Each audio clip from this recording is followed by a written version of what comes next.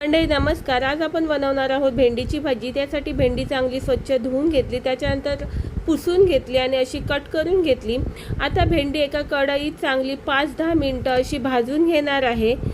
थोडंसं हलकंसं भाजून घ्यायचं आहे. त्याच्यानंतर आता काढून घेतली एका डिशमध्ये. आता बनवायला घेऊयात. एका कढईत तेल गरम करून घेतलं. तेलात राई घातली. राई तडतडली की ठेचलेला लसूण घातला. त्याच्यानंतर कांदा घातला. कांदा छान असा हलकासा लालसर होईपर्यंत परतून घेतला. त्याच्यानंतर टोमॅटो घेतला. टोमॅटो पण छान असा परतून घेतला. त्याच्यानंतर इथे मालवणी लाल मसाला घातला. पाव चमचा हळद घातली. चांगला मसाला तेलात फ्राय करून घेतला. त्याच्यानंतर भाजलेली भेंडी घातली. छान अशी मसाल्यात परतून घेतली. त्याच्यानंतर चवीपुरता मीठ घातलं.